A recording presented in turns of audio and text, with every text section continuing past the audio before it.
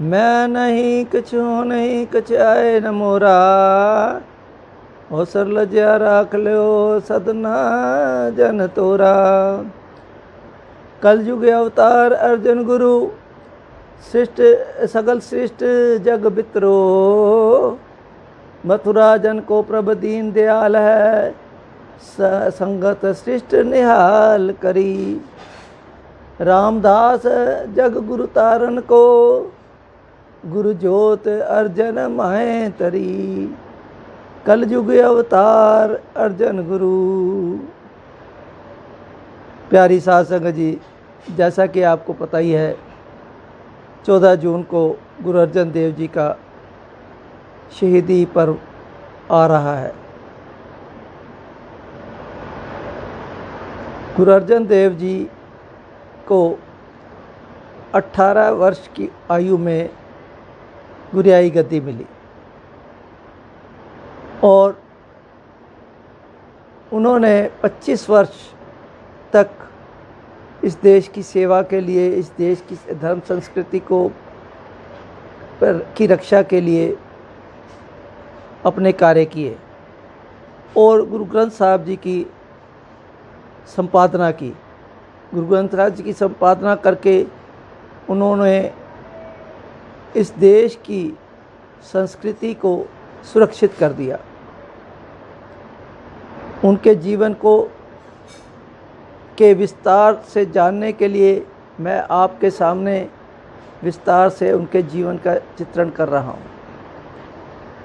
गुरु अर्जन देव जी का जन्म पिता रामदास जी, माता भानी जी के गृह 1563 में गोविंदवाल साहब में हुआ। आपके 2 भाई थे। पहला भाई था पृथ्वीचंद, बड़ा भाई, और उसके बाद दूसरा भाई महादेव था। पृथ्वीचंद गुरु रामदास जी को सांसारिक कार्यों में पूरा सहयोग दे रहे थे। गुरु अर्जन देव जी गोविंदवाल साहब में ही अपने नाना की संगत में थे और वहीं पर उनको गुरु अमरदास जी ने उनको आशीर्वाद दिया। दोहता बाणी का बोय था। जब गुरु अमरदास जी ज्योति जो समा गए तो गुरु अर्जन देव जी अपने पिता के साथ गुरु का चक अमृतसर आ गए और अपने पिता के साथ सरोवर की खुदाई में सहायता करने लग गए।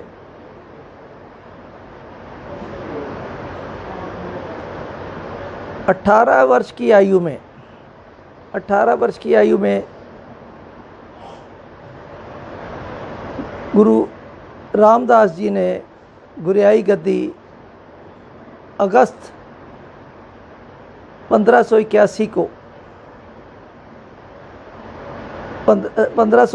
को गुरु अर्जन देव जी को देकर गोविंदवाल साहब आ गए और 1 सितंबर 1581 को ही ज्योति ज्योत समा गए। परंतु पृथ्वीचंद को यह सब मंजूर नहीं था। बड़ा पुत्र होने की वजह से वह अपना हक जताने में लग गया। मसंदों की सहायता से गुरियाई गद्दी पर कब्जा करेगा। परंतु गुरु अर्जन देव जी की संगतों ने बहुत प्रशंसा की। गुरु अर्जन देव जी की संगतों द्वारा प्रशंसा किए जाने की बात सुनकर 11 भट्ट जो पूरे देश में घूम रहे थे, जिनको सुख शांति नहीं मिल रही थी, वो भी वहाँ पहुँचे। उस समय गुरु रामदास जी के ज्योति ज्योत समाने के पश्चात पगड़ी की रस्म जो होनी थी उसमें भट्ट भी शामिल हुए। भट्ट शामिल होकर वहाँ पर उन्होंने हर गुरु जी के, गुरु नानक देव जी से लेके गुरु अर्जन देव जी तक उनकी जो जीवन के बारे में जानकर उनकी प्रशंसा की और आज वही सवैये, उन्होंने सवैये पढ़े, वही सवैये आज गुरु ग्रंथ साहिब जी में दर्ज हैं। गुरु अर्जन देव जी का अमृतसर जब आ गए तो पृथ्वीचंद की विरोधता गुरु अर्जन देव जी की विरोधता तो बहुत रही। गुरु अर्जन देव जी शांत चित्त रहे, अडोल रहे और सेवा करवाते रहे सरोवर की। 1588 में उन्होंने सरोवर का कार्य पूरा किया। 1588 में ही हरमंदिर साहब की नींव साईं मियाँ मीर से रखवाई और 1599 में उनके 1599 मतलब 1589 को गुरु अर्जन देव जी की शादी माता गंगा जी के साथ हुई और उन्हीं की कोख से हरगोबिंद जी का जन्म हुआ। 1590 में तरन तारण बसाया और सिक्खी का प्रचार किया। वहाँ सखी सरोवरों का बड़ा बोलबाला था, परंतु गुरु अर्जन देव जी ने सखी सरोवर के बारे में आप जानते ही होंगे कि ये मुस्लिम धर्म में परिवर्तित होने से पहले सखी सरोवर बन जाते थे, परंतु गुरु अर्जन देव जी ने उस जगह पर सखी सरोवरों को अपने साथ जोड़ा और सखी सरोवरों को काफ़ी धक्का लगा। सन 1595 में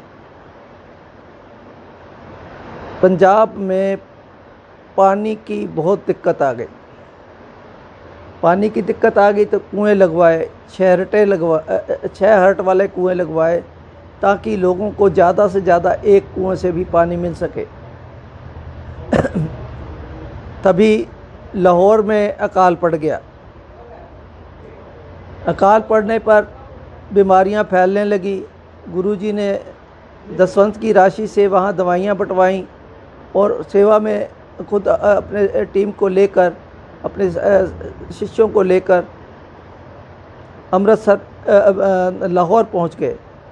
अमृतसर से लाहौर पहुँच गए और लाहौर सारी सेवा की और जो डेड बॉडीज़ का ढेर लग गए थे उनकी संभाल भी अपने हाथों से करते रहे।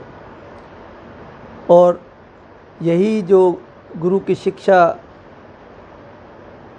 सिक्खी समाज को गुरु की शिक्षा मिली, उसी के आधार पर आज कोविड के बुरे समय पर भी सिखों ने किस तरीके से डेड बॉडीज़ को संभाल कर, जिन डेड बॉडीज़ को घर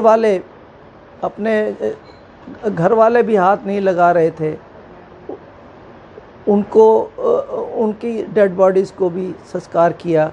तो ये शिक्षा तब से ही है। 1597 में अकबर लाहौर आया। उसने गुरु अर्जन देव जी की सेवाएं देखकर बहुत प्रभावित हुआ और गुरुजी के कहने पर किसानों का टैक्स माफ़ कर दिया। ऐसे इसी समय पर अपने पिता गुरु रामदास जी के जन्म स्थान पर बावली साहब गुरुद्वारा बनवाया गया ताकि बेरोजगारों को रोज़गार मिल जाए और यतीमों के लिए आश्रम बनवाए, लंगर शुरू किए, सेवा में लगे रहे और लाहौर के आसपास सिक्खी का प्रचार किया। 1601 में गुरु अर्जन देव जी अमृतसर वापस लौट आए। तब तक हरमंदिर साहब पूरा हो चुका था। अब अगली तैयारी सभी सिख गुरुओं की वाणी की संपादना का काम शुरू करने से पहले गुरु अमरदास जी के बेटे बाबा मोहन जी के पास जो पोथियाँ पड़ी थी, वो उन पोथियों को लाकर, जो ये इसमें सिर्फ गुरुओं की वाणी ही नहीं थी, भक्तों की भी वाणी थी, तो वो पोथियाँ लाकर उन्होंने अमृतसर में लेकर आए और फिर पूरे देश में भी इस तरीके के संदेश भेजे कि जिनको जो परमात्मा की प्रशंसा के लिए, भगवान की प्रशंसा में लिखे गए अगर कोई वाणी है तो हमें भेजें, ताकि उनको उस वाणी को भी गुरु ग्रंथ साहब में शामिल कर लिया जाए, जो संपादना हो रही है उसमें शामिल कर लिया जाए।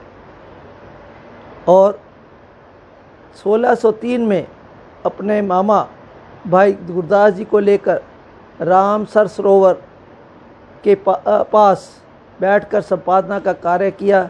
तभी संगत के लिए सुखमनी साहब जैसी सरल प्रसिद्ध सुखैन वाणी लिखी, जो प्रभु के प्यार, नाम सिमरन, प्रभु प्राप्ति, गुरसिक्खी जीवन और आदि विषयों पर भरपूर रोशनी डालती है। 1604 30 अगस्त को संपादना का कार्य पूरा हुआ। 1 सितंबर 1604 को पोथी साहब का प्रकाश हरमंदर साहब में करवा दिया गया और पहले ग्रंथी बाबा बुड्ढा जी को बनाया। पोथी साहब बनने के पश्चात शिकायतें अकबर के दरबार में पहुंचने लगीं। पोथी साहब तो में मुसलमान धर्म के विरुद्ध लिखा है। अकबर ने पोथी साहब लाने के लिए कहा। बाबा बुड्ढा जी को पोथी देकर भेजा। कई स्थानों से पोथी साहब खोल कर पढ़ी गई, परंतु अकबर को उस पोथी में कुछ ऐसा नहीं मिला और उसने दंडवत प्रणाम किया। मैं ये पहली वीडियो आपको प्रस्तुत कर रहा हूँ जहाँ तक गुरु अर्जन देव जी ने देश की संस्कृति को यहीं एक गुरु ग्रंथ साहब की पोथी बनाकर पोथी साहब बनाकर संपादना कर हमारे देश की संस्कृति को सुरक्षित कर दिया था। इन्हीं शब्दों के साथ मैं अपनी वाणी को विराम देता हूं और अगली वीडियो में आपको मैं उनकी शहीदी के बारे में कैसे और क्यों हुई उनके बारे जिक्र करूंगा।